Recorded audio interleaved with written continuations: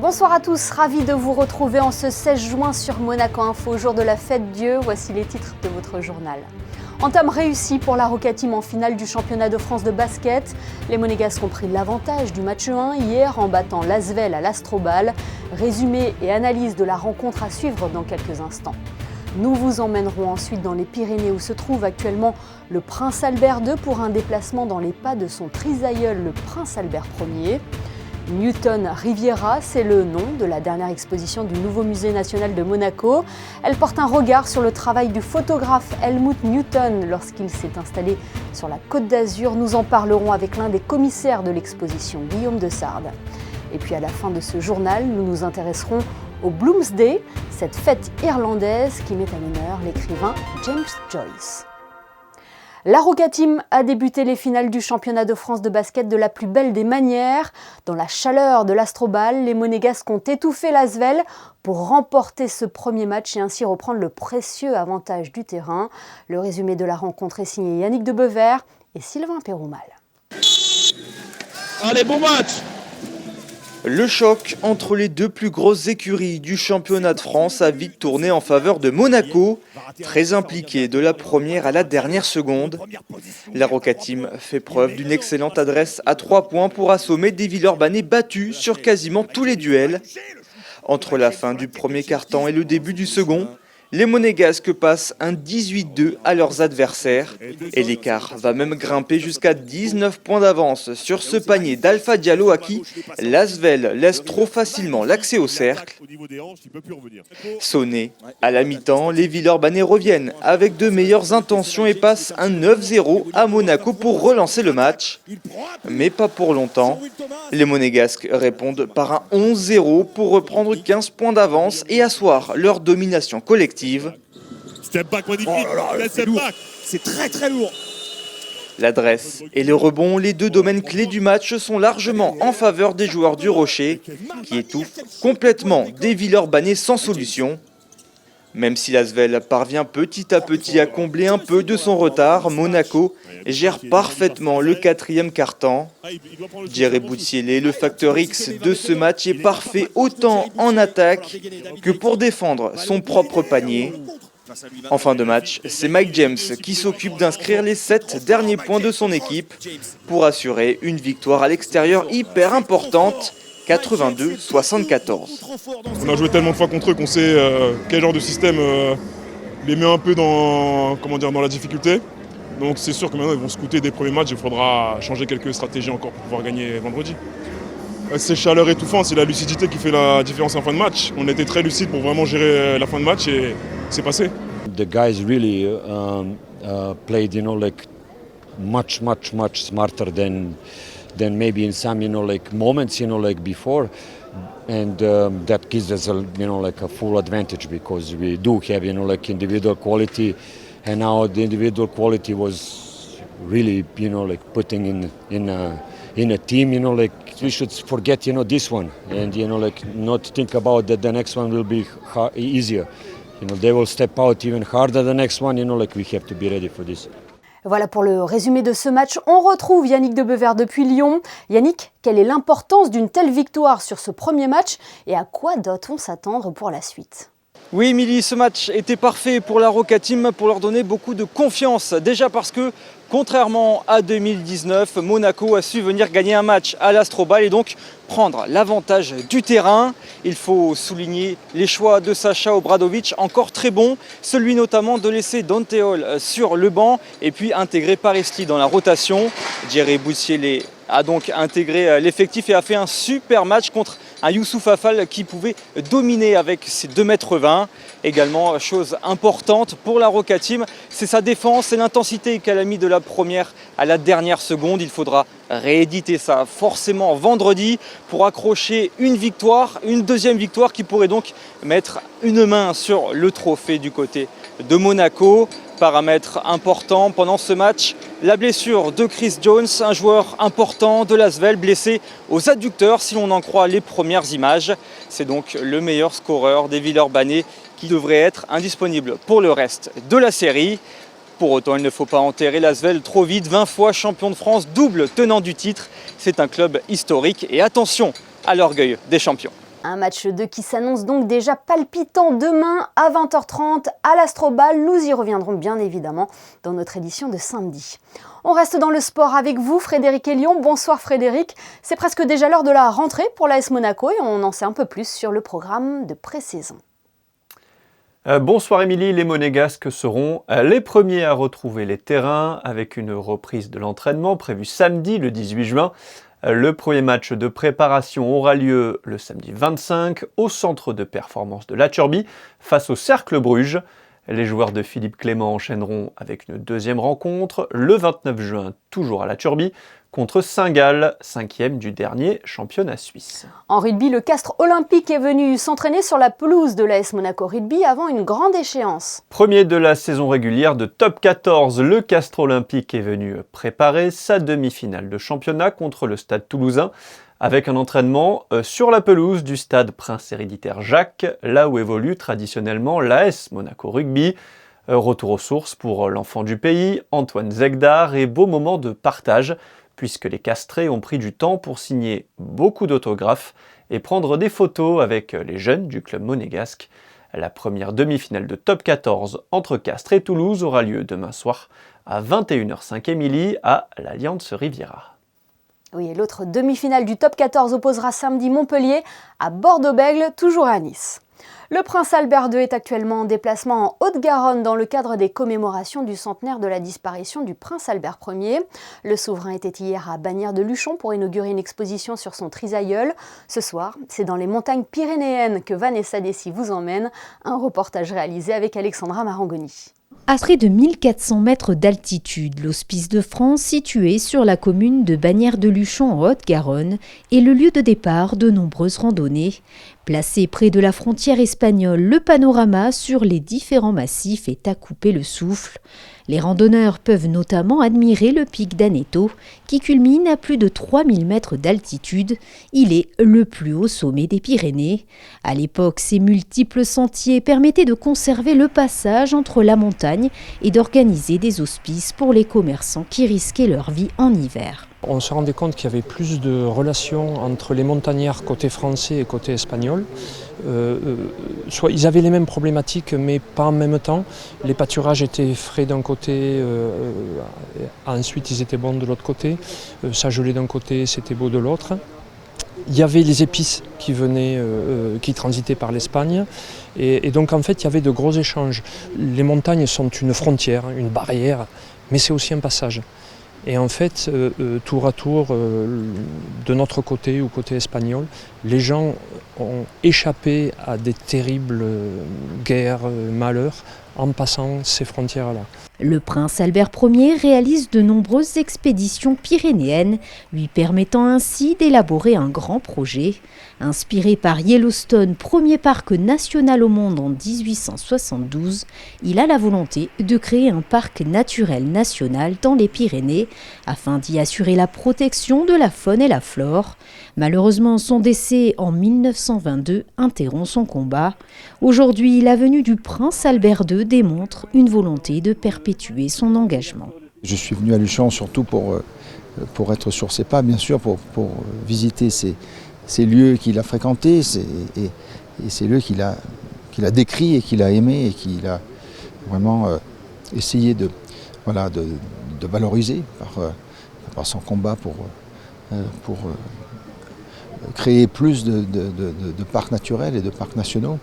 Et donc, bien sûr, lors de sa dernière venue ici en 1921, il était déjà souffrant et donc il n'a pas pu terminer son dernier camp. Alors, c'est pas pour terminer son périple, mais c'est surtout pour lui rendre hommage et pour lui comprendre bien maintenant son attachement à ces lieux. L'engagement du prince Albert Ier au travers de ses généreux projets en faveur de la protection de l'environnement prend aujourd'hui tout son sens. Et prochainement, nous poursuivrons cette visite dans les Pyrénées à Font-Romeu où se trouve le Centre national d'entraînement en altitude où par exemple de nombreux athlètes se préparent pour les Jeux olympiques de Paris en 2024. Ces clichés sont mondialement connus, des photos qui fascinent ou qui dérangent, mais qui ne laissent jamais indifférentes. Helmut Newton a passé 40 ans de sa vie sur la Côte d'Azur et notamment en Principauté. Le nouveau musée national de Monaco met à l'honneur à partir de demain cette période de sa vie, avec une exposition événement réalisée en partenariat avec la Helmut Newton Foundation. Alexandra Pagny et Marie-Ève Béé ont pu la découvrir avant son ouverture au grand public. Regardez. Je ne photographie que ce que je comprends, déclare Helmut Newton. La Côte d'Azur a été l'une de ses plus importantes muses dans la deuxième partie de sa carrière, lorsqu'à 61 ans, il décide de s'installer à Monaco. Période prolifique pour le photographe, il découvre ici un large choix de cadres, pour le moins original. Chantier, béton, grue servent de décor à ses photographies de mode, mais le soleil de la Riviera reste son inspiration favorite. In the 90s, his fashion photography were completely different. There was a development, let's say. You know, the harsh contrast with the surrounding and the way how he placed the women with the clothes in these pictures, confronting them with a harsh contrasty backgrounds. This was very unusual for his photography because before that it was luxury designing and so on. Photographe majeur du XXe siècle, il est célèbre pour ses photos de mode ou ses nus, mais Newton développe sur la Côte d'Azur un travail plus personnel. There's always this second side of Helmut Newton. There's a big ambivalence in his work, in his personal work, and as well in the commissioned work, which he did a lot for the magazines, for the different magazines. So you can see the different approach, the surrealistic approach, the night scenes and so on. There's here the Monte Carlo Beach Club, for example, or in other locations. You know. So this is very astonishing for the visitors coming to the villa, I guess. So because we all think we know Helmut Newton. But it's not the case, you know. Il s'inspire des lieux et des personnalités qui y résident. Plusieurs portraits des membres de la famille princière sont à découvrir dans l'exposition. La princesse de Hanovre, qui deviendra proche de l'artiste, a d'ailleurs prêté une partie de sa collection personnelle du travail de Newton avec les ballets de Monte-Carlo. On y retrouve d'ailleurs des visages bien connus. L'ensemble des 280 photographies présentes dans l'exposition sont à découvrir également dans un catalogue réalisé pour l'occasion, avec certains clichés très rarement présentés au grand public. Et la princesse de Hanovre a d'ailleurs visité l'exposition Newton Riviera hier soir, où elle a pu découvrir les 280 clichés qui composent cette exposition, qui mettent en valeur le travail du photographe. Et pour parler plus longuement de l'œuvre d'Helmut Newton, mondialement connue, et de ce rendez-vous à la Villa Saubert, nous sommes avec le commissaire de l'exposition. Bonsoir Guillaume de Sardes. Bonsoir. Le titre de cette exposition parle de lui-même, c'est la Côte d'Azur vue par les plus grands photographes. Oui, Helmut Newton est considéré comme un des plus grands photographes de sa génération, à la fois dans le monde de la mode, mais aujourd'hui d'une manière plus générale, on réévalue son œuvre et on se rend compte que son importance en fait excède largement le simple domaine de la photographie de mode. On découvre aussi qu'Helmut Newton a vécu à Monaco pendant plusieurs années. Oui, pendant longtemps, de 81 à 2004 à sa mort. Et c'était loin d'être une retraite, la Principauté a été une véritable source d'inspiration. Oui, c'est même durant ces années-là que l'œuvre d'Helmut Newton s'est développée. Moi, de mon point de vue, est devenue la plus libre, la plus intéressante. Parce que Helmut Newton, quand il s'installe à Monaco, est une star. Il a déjà gagné beaucoup d'argent, il est célèbre. Et en fait, il a cette liberté que procure la célébrité et le talent, qui lui permet d'imposer à ses commanditaires, qu'ils soient magazines, marques de luxe, ses propres idées. Donc c'est de mon point de vue cette période monégasque qui est la plus importante dans son œuvre. Racontez-nous cette exposition, faites-nous un petit peu visiter, on y découvre des portraits mais aussi des paysages. C'était un genre nouveau pour Helmut Newton, il n'avait jamais exploré ce genre de photographie. L'exposition en effet essaie de présenter un visage plus complet et inédit de Newton à travers notamment l'influence que le surréalisme a eue sur son œuvre. Pendant longtemps, l'image de Newton a été celle d'un photographe scandaleux, mettant beaucoup de nus en scène. Et aujourd'hui, à des années de distance, on découvre un autre Newton, sans doute parce que notre regard s'est habitué à la photographie de nu en mode, Donc un Newton plus ancré dans l'histoire de la photographie, dans l'histoire de l'art en général. Et c'est ce que cette exposition nous montre à travers un parcours où on passe des photographies de ballet, des portraits, mais aussi des nus, des photographies de mode de Newton. Oui, c'est une autre facette d'Helmut Newton que vous avez choisi de mettre en valeur avec Mathias Harder. Oui, l'idée c'était de ne pas refaire une exposition Newton qui ne présente que de la mode, mais bien de montrer d'autres facettes de son travail qui, de mon point de vue, évidemment prolongent la mode, la complètent, mais sont d'un très grand intérêt et vont surprendre les gens.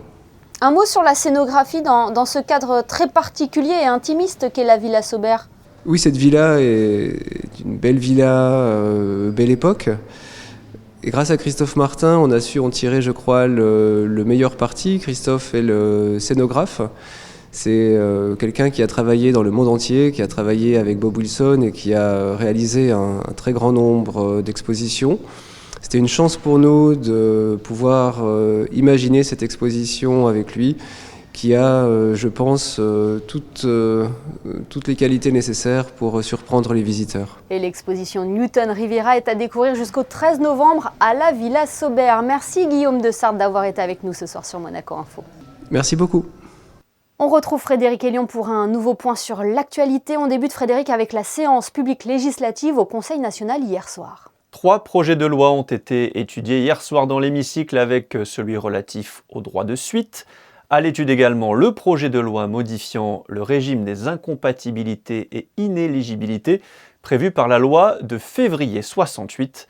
À l'ordre du jour également, la proposition de loi instituant le droit à l'oubli en matière d'assurance de prêts bancaires. L'Académie de musique Régnier 3 fête ses 100 ans cette année. Un nouveau temps fort vient de ponctuer cet anniversaire, Frédéric. Créée en 1922, l'Académie Régnier 3 a concocté un programme d'anniversaire pour célébrer son centenaire, avec 3 grands événements entre avril et juin.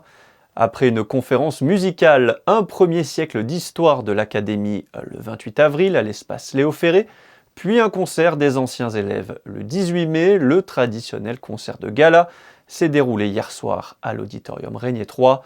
Un concert en 2 temps, avec en première partie les élèves de l'Académie et les musiciens de l'Orchestre Philharmonique ensemble sur scène, pour un concerto de percussion, de harpe et de pièces de chant lyrique.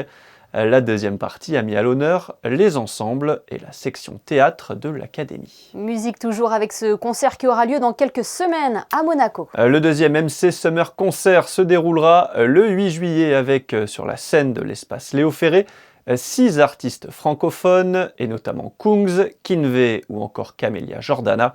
Un concert gratuit en partenariat avec Énergie pour les jeunes de la Principauté. Âgés de 13 à 25 ans, la billetterie est ouverte depuis mardi. Et enfin, on termine par cette lecture à la médiathèque de Monaco. Dans le cadre des célébrations de Bloomsday, une fête irlandaise et en collaboration avec la Princess Grace Irish Library, une lecture du livre de James Joyce, Le chat et le diable, s'est déroulée hier à la médiathèque, l'occasion pour les enfants de découvrir ce conte drôle et malicieux que James Joyce avait écrit pour son petit-fils.